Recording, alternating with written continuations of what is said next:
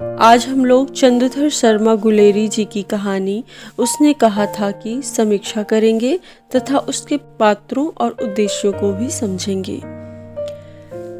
समीक्षा करने से पहले कहानीकार के बारे में थोड़ा जान लेते हैं।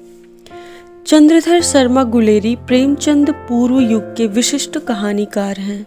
कहानी को साहित्य की एक सशक्त एवं सफल विधा के रूप में प्रतिष्ठित करने में उनका आधारभूत योगदान है।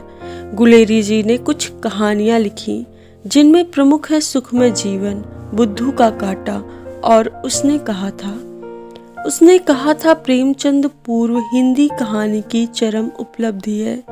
चंद्रधर शर्मा गुलेरी ने उसने कहा था कहानी की रचना पर न केवल हिंदी कहानी अपितु विश्व कथा साहित्य को समृद्ध किया। वास्तविकता यह है कि उनकी प्रसिद्धि भी उसने कहा था कहानी के द्वारा ही हुई है। कहानी के प्रमुख पात्र हैं लहना सिंह, सूबेदारनी, वजीरा सिंह, बोधा सिंह, कीरत सिंह। लहना सिंह कहानी का प्रमुख पात्र है जो सेना का एक वीर सिपाही है। साथ ही वह वचनबद्ध व्यक्ति है। अपनी वचनबद्धता का प्रमाण वह अपने प्राणों को त्याग कर देता है। सूबेदारनी कहानी की दूसरी पात्र है जो कि कहानी की नायिका भी हैं। वह लहना सिंह की बचपन की प्रेयसी तथा सूबेदार वजीरा सिंह की पत्नी है। कहानी के तीसरे प्रमुख पात्र हैं वजीरा सिंह जो कि सूबेदार हैं तथा सूबेदारनी का पति है। बोधा सिंह सूबेदारनी तथा सूबेदार वजीरा सिंह का।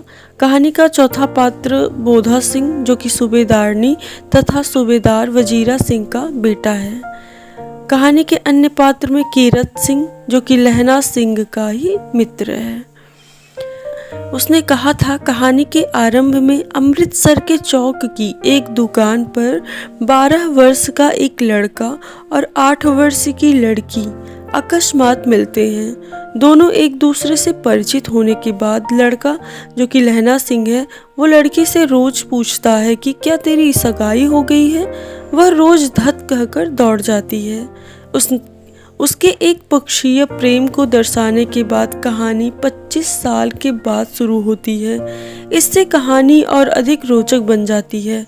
वह लड़का जो कि लहना सिंह है अपने एक पक्षीय प्रेयसी के पति और पुत्र के प्राण बचाने के लिए अपने प्राण त्याग देता है। इस कथानक को मर्मस्पर्शी ढंग से लिखकर लेखक ने पाठकों के दिल में स्थायी स्थान प्राप्त कर लिया है। उसने कहा था कहानी प्रेम, शौर्य और बलिदान की अद्भुत प्रेम कथा है। प्रथम विश्व युद्ध के समय में लिखी गई यह प्रेम कथा कई मायनों में अप्रतिम है। उसने कहा था कहानी में लेखक ने इसके केंद्रीय चरित्र लहना सिंह के माध्यम से प्रेम, कर्तव्य तथा आत्म बलिदान के पारस्परिक संघर्ष का मर्मस्पर्शी चित्रण किया है। इस कहानी में लहना सिंह अपने बचपन की प्रेमिका यानी सूबेदारनी के कहने पर उसके पति अर्थात वजीरा सिंह की रक्षा करते हुए युद्ध भूमि में अपने प्राणों का बलिदान कर देता है।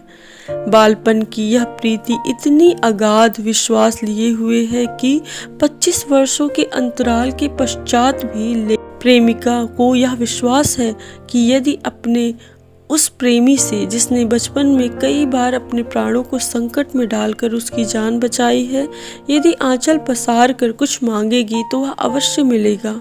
और दूसरी ओर प्रेमिका उसने कहा था का मान प्रतिष्ठा रखने के लिए प्राण न्यौछावर कर वचन निभाना उसके अद्भुत बलिदान और प्रेम पर सर्वस्व अर्पित करने की एक बेमिसाल कहानी है। उसने कहा था का कथा विन्यास अत्यंत विराट फलक पर लिखा गया है। कहानी जीवन के किसी प्रसंग विशेष, समस्या विशेष या चरित्र की किसी एक विशेषता को ही प्रकाशित नहीं करती, अपितु यह कहानी लहना सिंह के चारित्रिक विकास में उसकी विशेषताओं को प्रकाशित करती हुई उसका संपूर्ण जीवन वृत्त प्रस्तुत करती है। लहना सिंह, वजीरा सिंह, बोधा सिंह, सूबेदारनी ये चारों पात्र कहानी का सिलसिलेवार ढंग से विकास करते हैं। लहना सिंह जैसे सीधे साधे सिपाही की प्रत्युत्पन्नमति, कार्य करने की फुर्ती, संकट के समय अपने साथियों का नेतृत्व, जर्मन लेफ्टिनेंट को बातों बातों में बुद्धू बनाकर उसकी असलियत जान लेना। यदि एक ओर इस चरित्र को इन सबसे विकास मिलता है तो दूसरी ओर पाठक इस रोचक वर्णन में खो सा जाता है। भाई कीरत सिंह, जो कि लहना सिंह का ही मित्र है, की गोद में सिर रखकर प्राण त्यागने की इच्छा। वजीरा सिंह को कीरत सिंह समझने में लहना सिंह एक त्रासद प्रभाव पाठक को देता है। मृत्यु से पहले यह सारा दृश्य विधान अत्यंत मार्मिक बन पड़ा है। वातावरण का अत्यंत गहरे रंगों में सृजन गुलेरी जी की अपनी विशेषता है।